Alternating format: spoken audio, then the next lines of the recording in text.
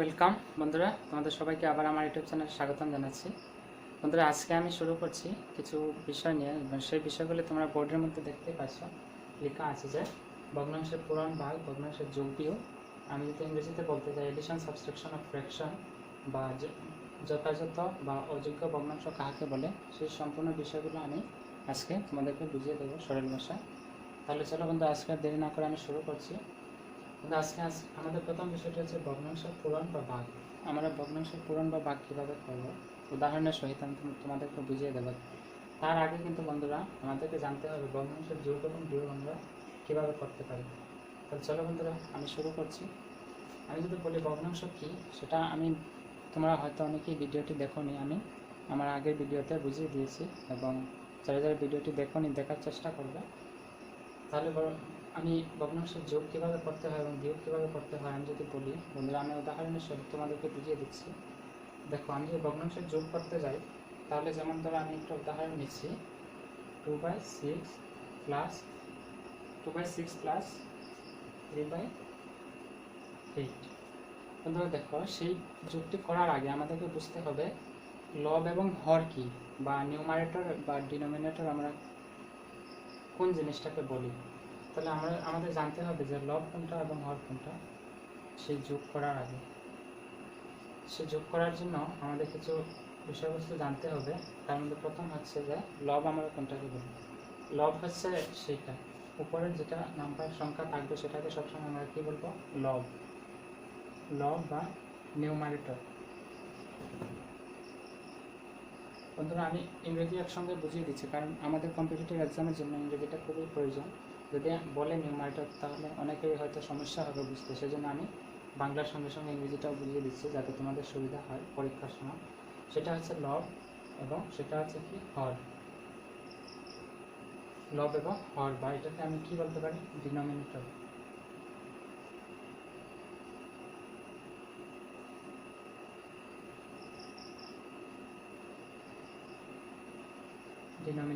সেটাকে আমি ডিনোমিনেটর বলতে পারি, বা হর। লব হর।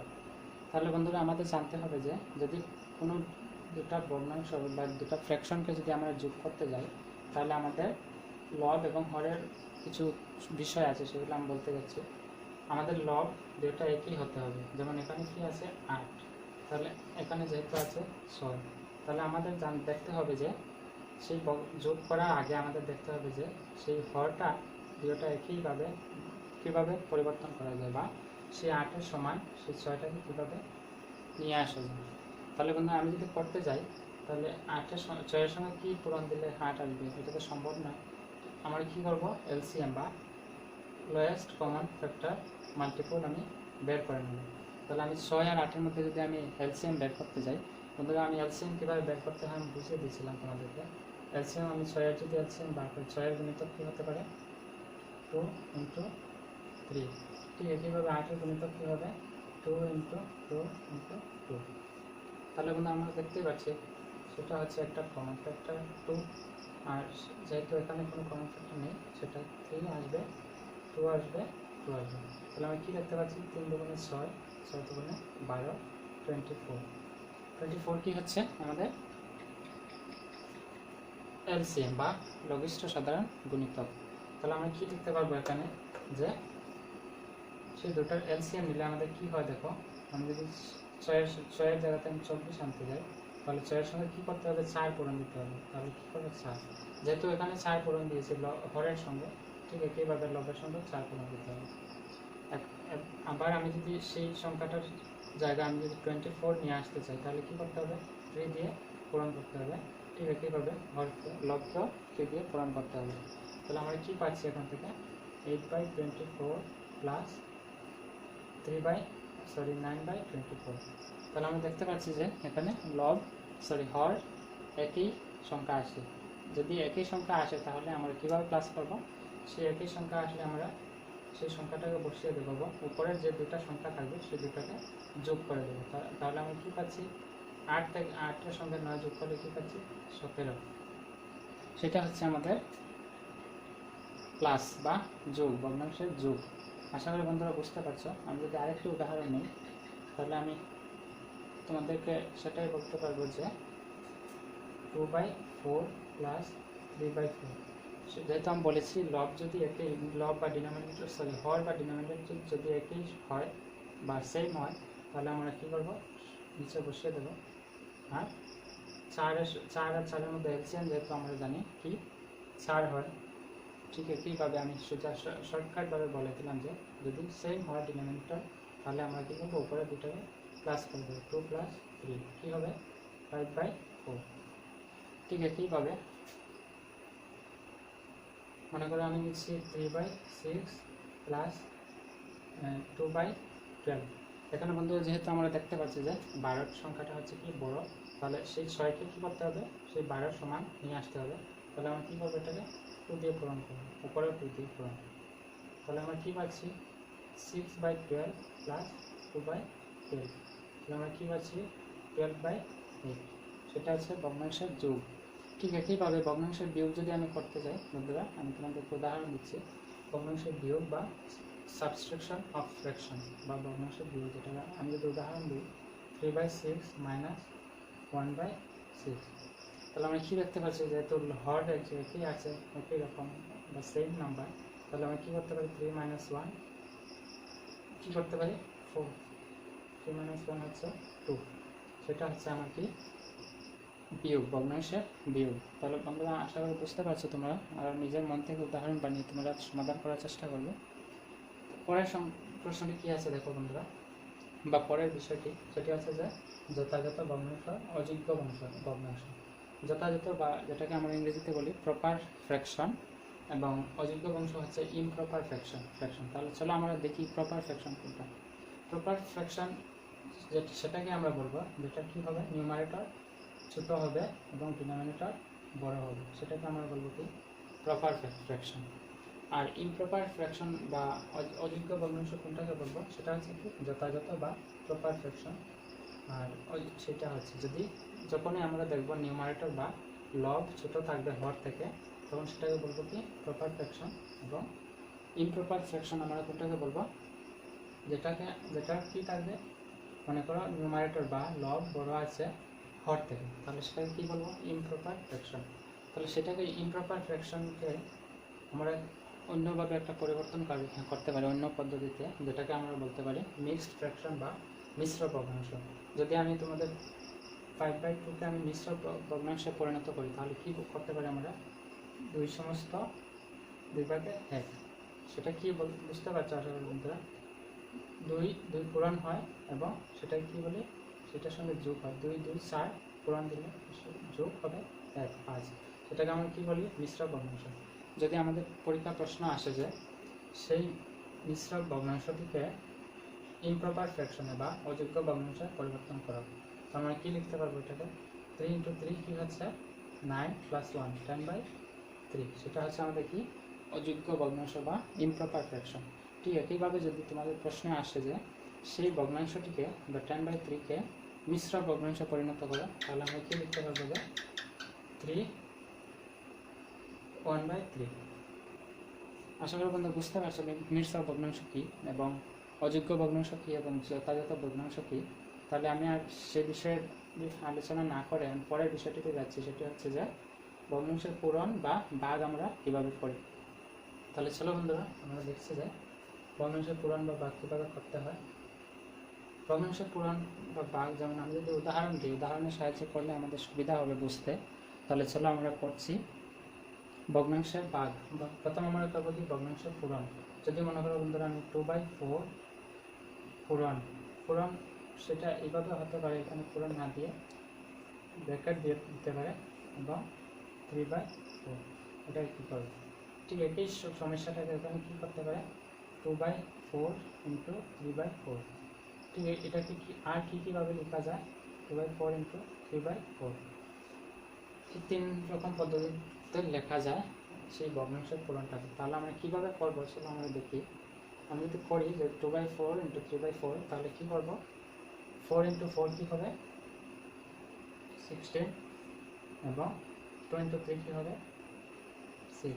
যেহেতু আমি ভগ্নাংশের যোগ এবং বিয়োগের ক্ষেত্রে কীভাবে করতে হয়, লব এবং হরের মধ্যে কী কী সম্পর্ক বা লব একই রকম হতে হবে বা অন্যান্য বিষয়, সেই সেই যোগ বিয়োগের ক্ষেত্রে আমি বলেছি, কিন্তু পুরানোর ক্ষেত্রে সেই লব হরের যে বিষয়টা আছে বা লব হরের যে পদ্ধতিটা কী করতে হয় যোগ বিয়োগের ক্ষেত্রে সেটা ব্যবহার হয় না। সেই জন্য আমি কী করছি, 4 দিয়ে 4কে পূরণ করে দিলাম, হর দিয়ে হরকে পূরণ করবে এবং লব দিয়ে লবের সঙ্গে পূরণ করবে। ঠিক আছে, কীভাবে আমি যদি বলি 4/2 ইন্টু 6/3, তাহলে আমি বলতে পারবো 2 ইন্টু 3 কী হবে 6/24। এখন অনেকেই দেখতে পাচ্ছ বন্ধুরা, যেহেতু হর কি আছে বড়, সেটা একটা কি ইমপ্রপার ফ্র্যাকশন বা অযোগ্য ভগ্নাংশ, তাহলে সেটাকে আমি যদি ভগ্নাংশে পরিণত করি, মিশ্র ভগ্নাংশে, তাহলে আমরা কি লিখতে পারবো যে মিশ্র ভগ্নাংশে পরিণত করলে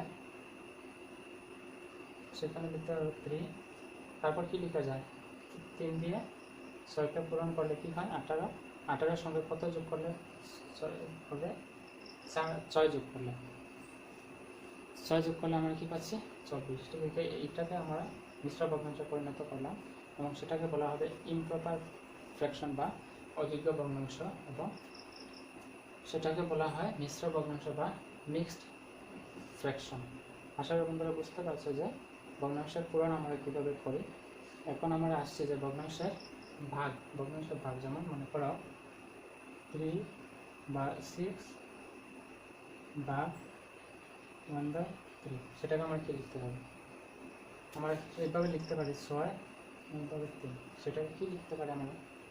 দেখো বন্ধুরা, যখনই আমরা এরকম কোনো ধরনের কোনো সংখ্যা বা এরকম পাই, তাহলে সেটাকে কীভাবে আমরা পরিবর্তন করতে পারি। দেখো, প্রথম আমরা 6 লিখে নেব, তারপর কি করব, সেই ভাগটাকে আমরা পূরণে পরিণত করব। পূরণে পরিণত করলে কি হয়, যেহেতু 1/3 আছে, এখানে আমরা কিছু নেই, আমরা কি বলতে পারি 6 আছে, তাহলে সেই 1/3কে আমি যদি পূরণে পরিণত ভাগ থেকে পূরণে নিয়ে আসতে পারি, তাহলে কি হতে হবে, সেই রেসিপ্রোকাল বা পরস্পরের পরিবর্তন হতে হবে, পরস্পরের সেই একটা নিচে আসতে হবে এবং 3টা উপরে যেতে হবে।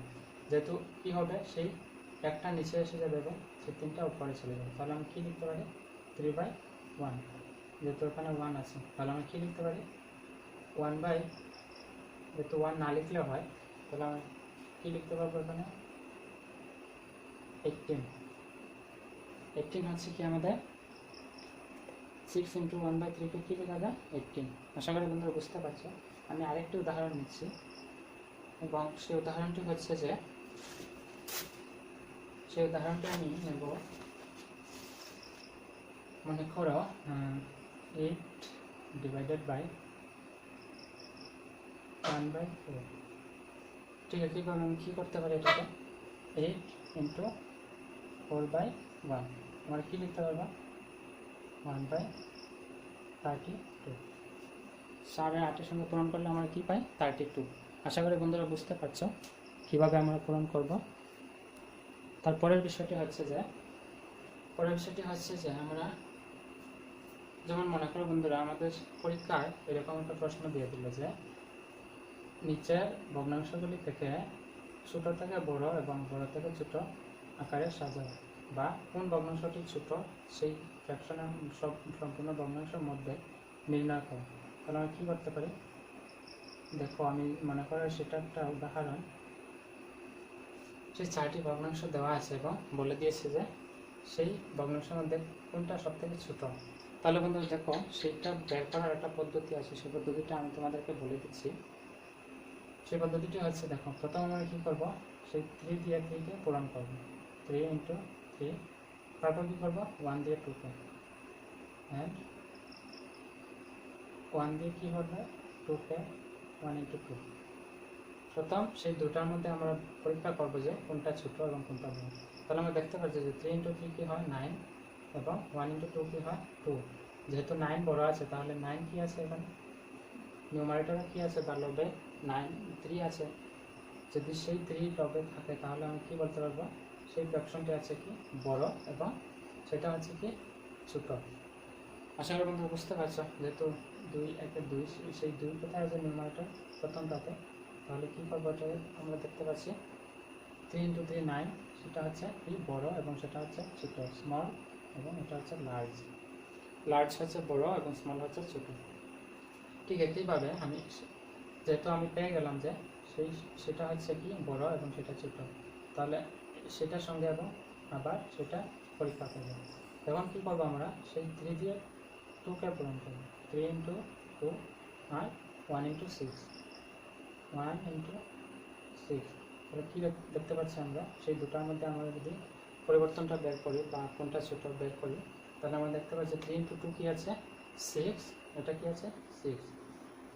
তাহলে আমরা সেটাই বলতে পারবো যে 1/3 এবং 2/6 আর সমান, মানে ইকুয়াল, কোনো ছোট বড় পার্থক্য নেই সেই দুটা সংখ্যার, সেই দুটা ভগ্নাংশের মধ্যে। যেহেতু আমাদের বলেছে কোনটা সব থেকে ছোটো বের করার জন্য, আমরা বের করতে পেরেছি যে সেই সংখ্যাটা সব থেকে বড়, সেই দুটার সঙ্গে তুলনা করে তারপর সেই দুটার সঙ্গে সেই দুটা ভগ্নাংশের তুলনা করে বের করতে পারছি যে সেই দুটা উভয়ই সমান। এখন আমাদের কি আছে, বাকি রয়েছে সেই ভগ্নাংশটি, এবং আমরা দেখছি যে সেই ভগ্নাংশটি এটির সঙ্গে তুলনা করলে কতটুকু বড় হয় বা ছোটো হয়। তখন কী করবো, 3 ইন্টু 3, 1 ইন্টু 4। তাহলে আমরা দেখতে পাচ্ছি যে 3 ইন্টু 3 9, এটা কি আছে 1 ইন্টু 4, 1 ইন্টু 4 কি আছে 4। যেহেতু আমরা দেখতে পাচ্ছি যে 4টা হচ্ছে ছোটো, তাহলে সেই 1 কোথায় আছে নিউমারেটর, সেটা কি আছে ছোটো, এবং সেটা কি আছে 8 ইন্টু 3, 8 ইন্টু 3 কী হয় 24।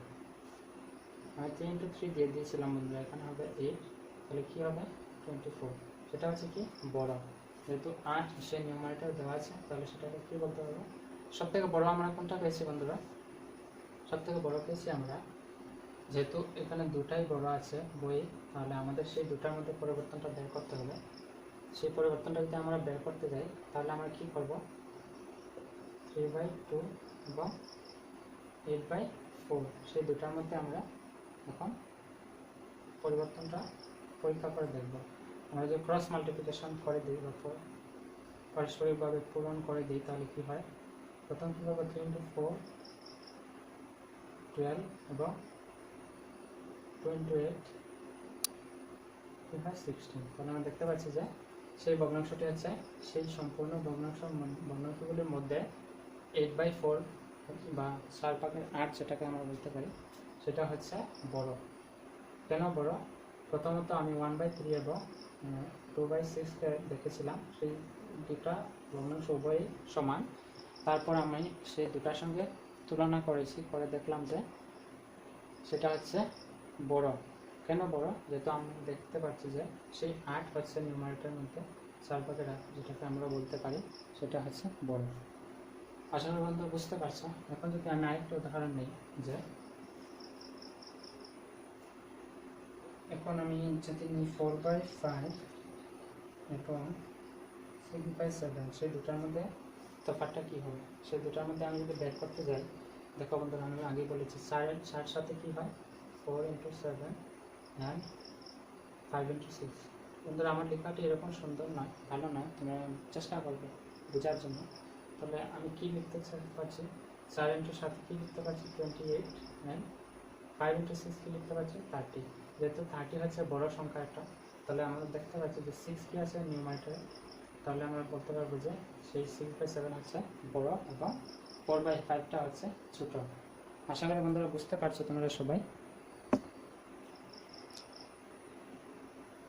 আশা করি তোমরা সবাই বুঝতে পারছো। তারপরের বিষয়টি হচ্ছে যে বন্ধুরা, যেমন আমি তোমাদেরকে এখন বুঝিয়ে দিচ্ছি বড় এবং ছোট ভগ্নাংশ বা লার্জেস্ট বা স্মলেস্ট ফ্র্যাকশন কীভাবে বের করতে হয় সেই পদ্ধতিটা। এখন আমরা যাচ্ছি অন্য একটা বিষয়ে, যেটা হচ্ছে যে কীভাবে আমরা how to add next, how to add বা সাবস্ট্রাক্ট, বা কীভাবে আমরা যোগ বা বিয়োগ, how to add and subtract, add বা সাবস্ট্রাক্ট অফ ফ্র্যাকশন।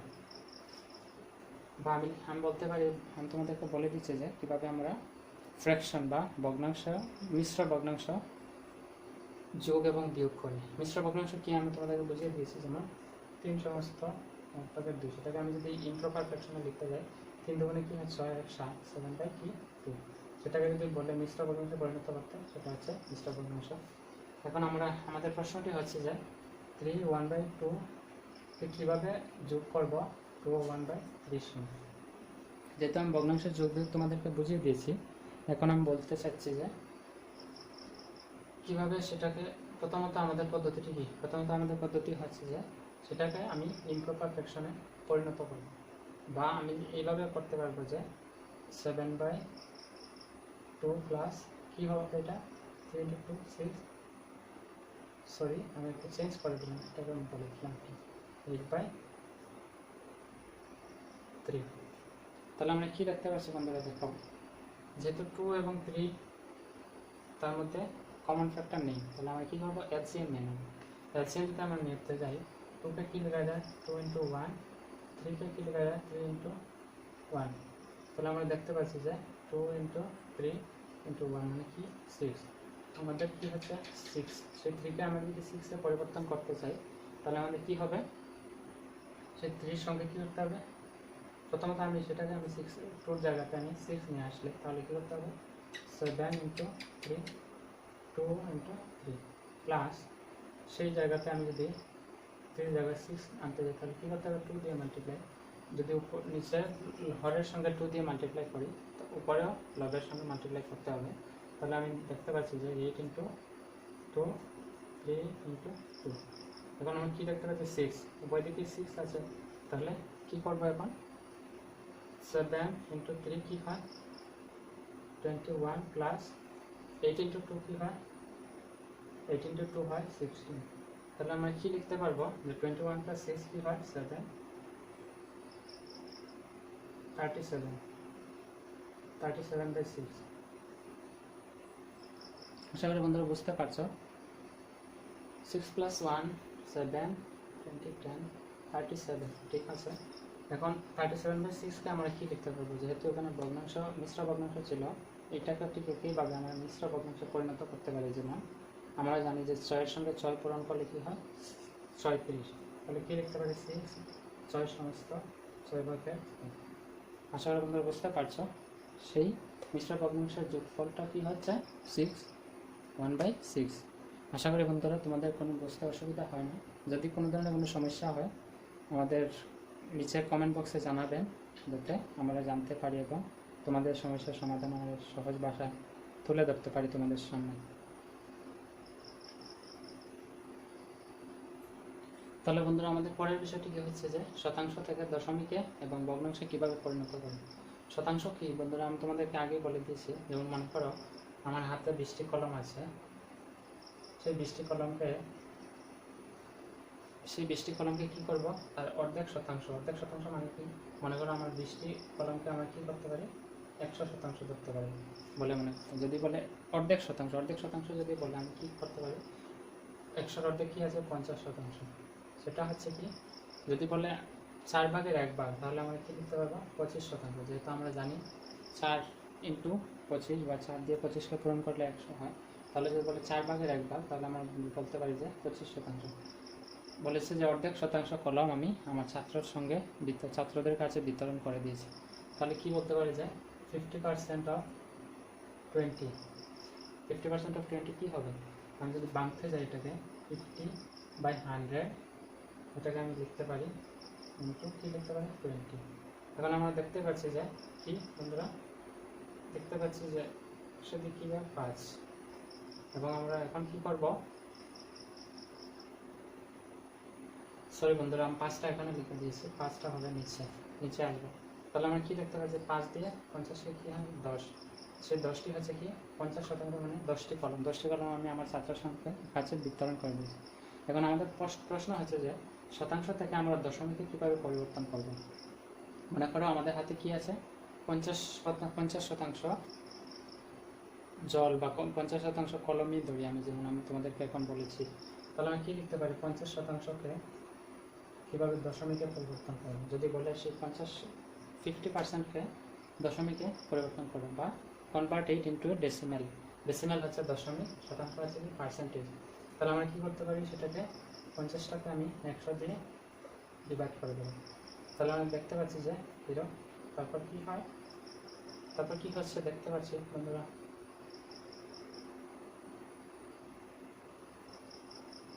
তারপর কী হচ্ছে আমাদের হাতে 10 যেহেতু এখানে আছে 50%কে আমরা কী লিখতে পারবো 0.50। এটা হচ্ছে আমাদের কি দশমিকে পরিবর্তন। ঠিক একইভাবে যদি বলে যে সেই দশমিক থেকে ভগ্নাংশে পরিবর্তন করা, যেহেতু আমি তোমাদের আগের ভিডিওতে বলে দিয়েছি দশমিক থেকে কীভাবে ভগ্নাংশে পরিণত করতে হয়, তাহলে আমি আজকে সেই বিষয়ে বলছি না। যারা যারা ভিডিও দেখোনি দেখে নেবে, তোমাদের সুবিধা হবে পরবর্তী সময়ে ব্যবহার করতে। দশমিক সেই ঠিক এটাই আছে। যদি বলে দশমিক থেকে ভগ্নাংশে পরিবর্তন করা, তাহলে দশমিক এখান থেকে পরিবর্তন উঠাতে হবে, উঠিয়ে আনতে হবে। তাহলে আমরা কী লিখতে পারবো 0.50 কী করতে পারি সেটাকে দশমিক পরিবর্তন করতে, দশমিক থেকে ভগ্নাংশ পরিবর্তন করতে হলে যেহেতু আমরা জানি 1 দেবো দিয়ে দেবো, সে 2 ঘর পরে দশমিক আছে, তাহলে 2টা শূন্য দিয়ে দেবো, সেটা হচ্ছে কি দশমিকের পরিবর্তন। আশা করি বন্ধুরা বুঝতে পারছো যে শতাংশ থেকে কীভাবে দশমিকে পরিবর্তন করি, বা how to convert decimal from percentage, বা how to convert decimal from fraction. আশা করি বন্ধুরা বুঝতে পারছো। তাহলে বন্ধুরা আমি আজকের মতো এখানে সমাপ্ত করছি ভিডিওটি। আশা করি তোমাদের ভালো লেগেছে। যদি ভালো লাগে ভিডিওটি শেয়ার করো এবং তোমাদের বন্ধুবান্ধব যাতে সেই ভিডিও দেখে সুবিধা লাভ করতে পারে। এবং আজকের মতো এখানেই আমি শেষ করছি। সবাই ভালো থাকবে, সুস্থ থাকবে। ধন্যবাদ।